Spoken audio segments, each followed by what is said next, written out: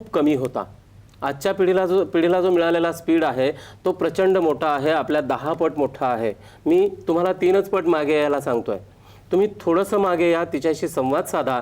आणि तुम्हाला एक साधी टिप अशी आहे की तुम्ही दर शुक्रवारी मुलीच्या नावाने पांढरं वस्त्र दान करा.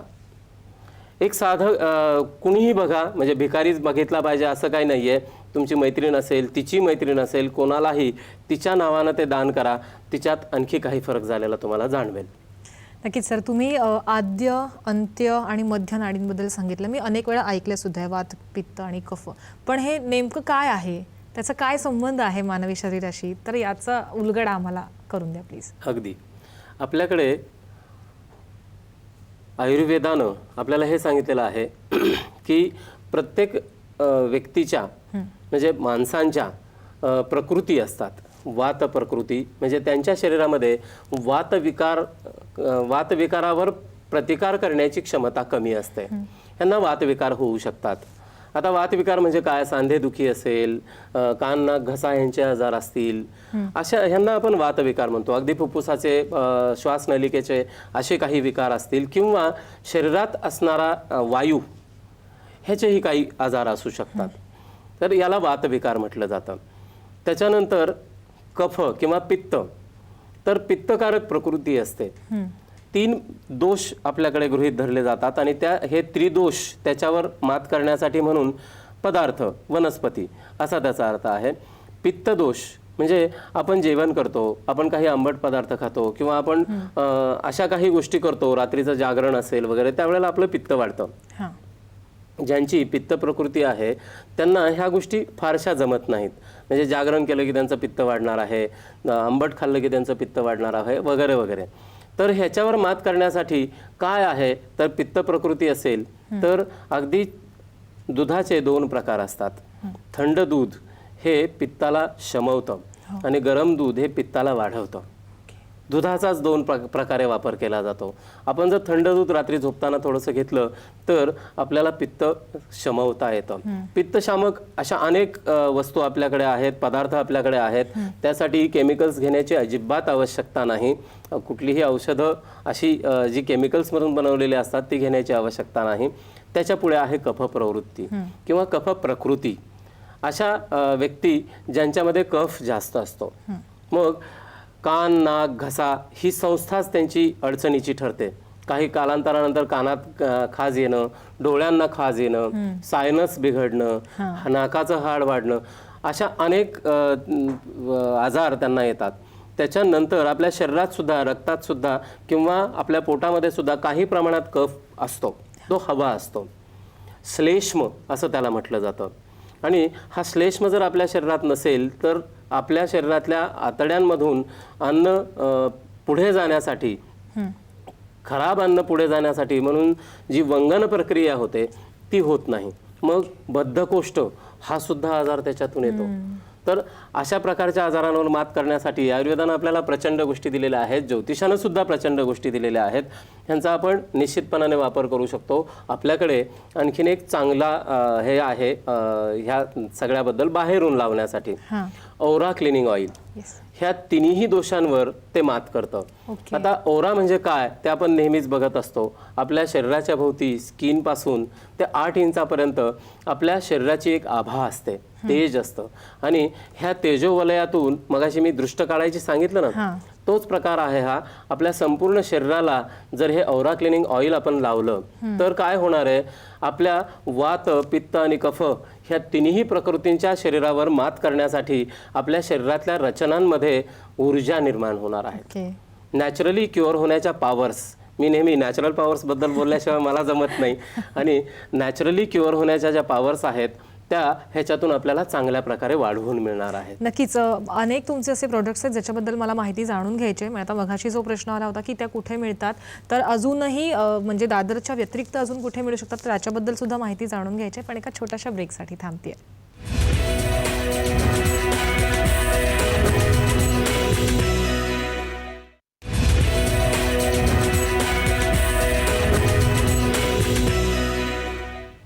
महाराष्ट्र कॉलिंगमध्ये ब्रेकनंतर आपल्या सगळ्यांचं पुन्हा एकदा स्वागत करते. डॉक्टर प्रवीण कुलकर्णी आपल्या सोबत आहेत आणि आज आपण जो विषय घेतला आहे तो पुराणशास्त्र आणि पदार्थ विज्ञान असा आहे.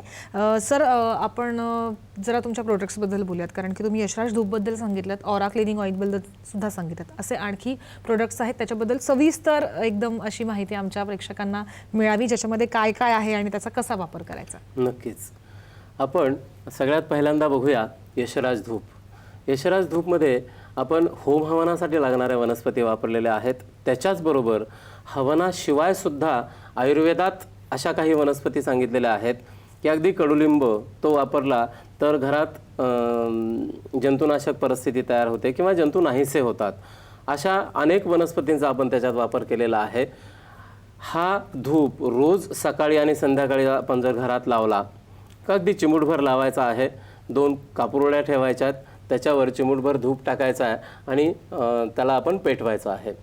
ह्याच्यातून अशा ऊर्जा तयार होणार आहेत, अशा ऊर्जा लहरी तयार होणार आहेत. आरोग्य, त्याच्यानंतर स्वतःच्या मनामध्ये एक विशिष्ट लहरी निर्माण करायच्या असतात, त्याला आपण पॉझिटिव्ह थिंकिंग असं म्हणतो. ह्यासुद्धा त्याच्यातून तयार होतात. त्याच्या पुढची आणि महत्त्वाची जी आहे, आपल्या वास्तुशास्त्राप्रमाणे आपल्या वास्तूमध्ये आकाश तत्व असतं. नेहमी आपण विचार करताना वास्तुशास्त्राबद्दल असाच विचार करतो की वायू, जल, तेज वगैरे ह्या तत्वांचा विचार करतो, पृथ्वी तत्व वगैरे. पण आकाश तत्वाचा विचारच कुठे मांडताना मला दिसत नाही. माझ्या संशोधनात असं मला जाणवलं की यज्ञ केल्यानंतरची जी परिस्थिती आहे, तुम्ही नेटवर गेलात तर अनेक आपल्याला अशा ऊर्जा तिथं तयार झालेल्या मिळतात किंवा अनेक संशोधनं तिथं मांडलेली आहेत, तुम्ही ती वाचू शकता. यज्ञ केल्यानंतर त्या भागात अनेक ऊर्जा किंवा असं म्हणूया आपण की आरोग्यासाठी लागणारी परिस्थिती तयार झालेली आपल्याला दिसते. आता आरोग्य जर चांगलं झालं माणसाचं तर तो माणूस जोशात जोमात येईल आणि छान काम करू लागेल.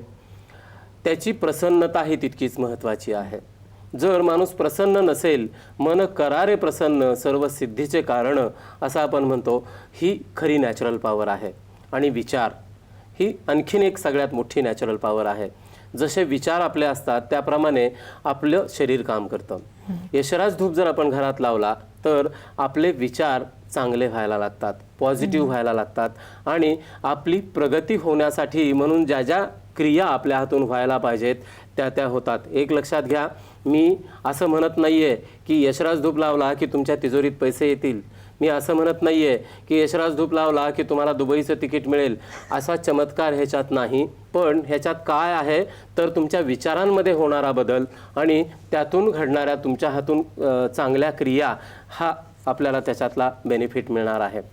त्याच्या पुढचं जे प्रॉडक्ट आहे माझं ते आहे आपल्या आयुर्वेदाशी निगडीत. मालविका नावाची एक सुंदरी पुराणांमध्ये वर्णन केलेलं आहे आणि ती आंघोळ कशानं करायची किंवा ती मेकअप करण्याच्या अगोदर आपण आजकाल फेन्सिंग क्रीम वगैरे लावतो, तर ह्याच्या ऐवजी ती काय वापरायची तर ती वापरायची माती, विशिष्ट प्रकारची माती. मातीचं उठणं किंवा मातीचा लेप हा आपल्याला खूप पूर्वीपासून पाहायला मिळतो. खेड्यात शेतकऱ्याला जर एखादी जखम झाली तर तो सरळ सरळ चिखल उचलतो आणि जखमेवर लावतो किंवा अगदी साधी मातीसुद्धा त्या जखमेवर लावली जाते आणि त्याच्यातून इन्फेक्शन नाही होत. त्यातून इन्फेक्शन होतं असा बाऊ निर्माण केलेला आहे. त्यातून जखमा बऱ्या होतात. स्किन डिजीज, अनेक स्किन डिजीज ह्या मातीनं बऱ्या झालेल्या मी अनुभवलेल्या आहेत किंवा मी तो उपचारच करतो. खरूज येते आणि ही खरूज संसर्गजन्य असते. ह्याच्याकडून त्याला, त्याच्याकडून त्याला, कुटुंबात एकाला झाली की सगळ्यांना होते. मी मड थेरपी वापरली आणि खरूज 3 दिवसात बरी झाली, कुठलंही इंटरनल औषध न देता. मातीचा इतका चांगला उपयोग होतो. मी अशा काही मातीचा, विशिष्ट प्रकारच्या मातीचा प्रयोग केला आणि त्यातून मला जाणवलं की माती ही सौंदर्यामृत्तिका असते. माती ही मृदगंधा असते आणि मृदगंध हा आपल्याला नेहमीच सुखावतो. आता आपण उन्हाळ्यात आहोत, खूप ऊन आहे म्हणतात की ह्या वेळेला 15 मे नंतर पाऊस पडणार आहे आणि पहिला पाऊस पडल्यावर जो सुगंध आपल्याला मिळेल तो सुगंध आपल्या घरात रोज ह्या सौंदर्यामृतिकेमुळे मिळणार आहे. हे एक माझं छान आणि विशिष्ट प्रॉडक्ट आहे. तुम्ही ते रोज स्वतःच्या आंघोळीसाठी किंवा सौंदर्यवर्धक लेप म्हणून आपण फेसपॅक म्हणून त्याचा वापर केला तर आपल्याला कुठल्याही केमिकल्स शिवाय कुठल्याही साईड इफेक्ट शिवाय आपल्याला त्याचा खूप छान वापर करून मिळणार आहे. आणि स्किन ग्लो ज्याला आपण असं म्हणूया की नॅचरल स्किन ग्लो आपल्याला त्याच्यातून मिळणार आहे. सगळ्यात महत्त्वाचं म्हणजे आपल्या संपूर्ण शरीराच्या त्वचेवर जर लावला तर स्किन डिजीजसुद्धा सगळे नाहीसे होतात. त्याच्या पुढचं जे प्रॉडक्ट आहे माझं ते आहे औरा क्लिनिंग ऑइल. औरा क्लिनिंग ऑइल हे आपल्याला आपल्या मगाशी मी सांगितलंच त्याच्याबद्दल की त्याच्यात 18 एकूण तेलं मिसळलेली आहेत आणि ही सगळीच्या सगळी तेलं घाण्यावर काढलेली आहेत, लाकडी घाण्यावर काढलेली आहेत. आयुर्वेदाच्या पद्धतीने ते तयार केलेले आहेत. त्याच्यावर जे संस्कार म्हणतो आपण त्याला ह्याला म्हणायचं असतं संस्कार. संस्कार म्हणजे काय, त्याला सांगायचं नाही बाळा तू असा वाढ वगैरे अशी पद्धत नाही आहे ती.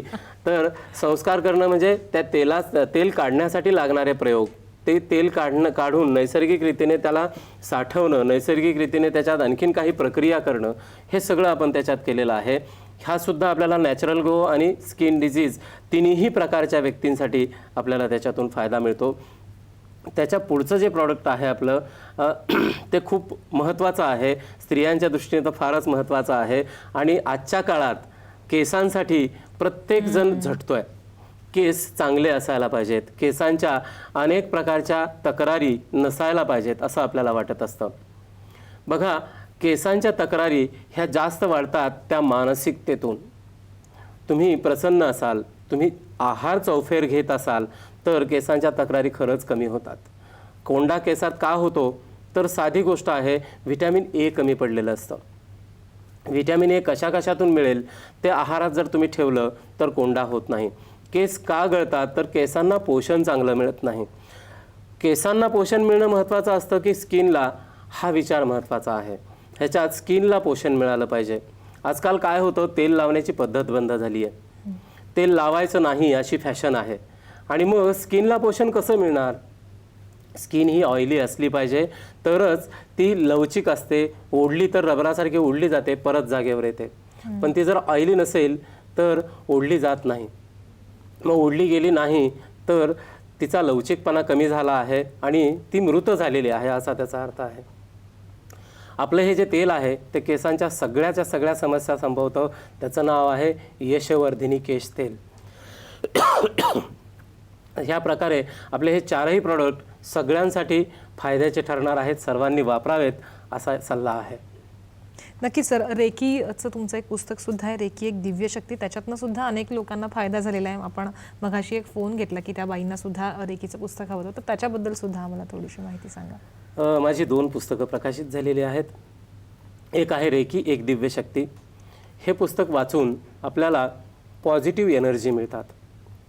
हे पुस्तक वाचल्यानंतर आपल्याला कसं वागायला हवं आयुष्यात हे कळायला लागतं. साम दाम दंडभेद हे सगळं आपल्याला वापरायचं आहे. खरं म्हणजे पाप पुण्य म्हणजे काय, लोकांशी चांगलं वागणं म्हणजे काय, स्वतःशी चांगलं वागणं म्हणजे काय, हे सगळं त्याच्यातून आपल्याला कळणार आहे. त्याच्या पुढचं जे पुस्तक आहे ते आहे अंकशास्त्र किंवा अंक ज्योतिषशास्त्र. ह्या पुस्तकात नॅचरली आपण कसे आहोत हे आपल्या स्वतःला कळतं. तुझी जन्मतारीख जी काही आहे ती जन्मतारीख त्या पुस्तकात ते पेज काढायचं आणि स्वभाव वाचायला सुरुवात करायचा. तुला हे लक्षात येईल की 60 ते 70% माझा स्वभाव इथे मॅच होतोय. त्याच्यानंतर माझ्या आयुष्यात कुठल्या व्यक्तींना एंटर होऊ द्यावं, कुठल्या कामासाठी कुठल्या व्यक्तीला एंटर होऊ द्यावं, मी कोणाच्या आयुष्यात कधी कसं एंटर व्हावं. म्हणजेच आपल्याला कामगार ठेवायचे असतील, आपल्याला भागीदार ठेवायचे असतील, आपल्याला कोणाशी काही डील करायचे असतील तर ह्या पुस्तकात मार्गदर्शन मिळतं. त्याच्यानंतर आपले रोजचे व्यवहार कोणाबरोबर कसे करावेत, किती प्रमाणात करावेत ह्याचं मार्गदर्शन त्याच्यातून मिळतं. आपल्याला कुठली रत्न योग्य आहेत, आपल्याला कुठला रंग योग्य आहे, आपल्याला कुठला वार योग्य आहे, आपल्याला कुठली तारीख योग्य आहे, अशा अनेक गोष्टींचं मार्गदर्शन आपण ह्या पुस्तकात केलेलं आहे. आणि ते जर पुस्तक आपण स्वतः वाचलं आणि स्वतः फॉलो केलं तर डे टू डे लाईफमध्ये आपल्याला त्याचा उपयोग होतो. नक्कीच महाराष्ट्र कॉलिंगमध्ये ही चर्चा आपण अशीच सुरू ठेवतो आहोत, पण एका छोट्याशा ब्रेकसाठी थांबते. तुम्ही कुठेही जाऊ नका.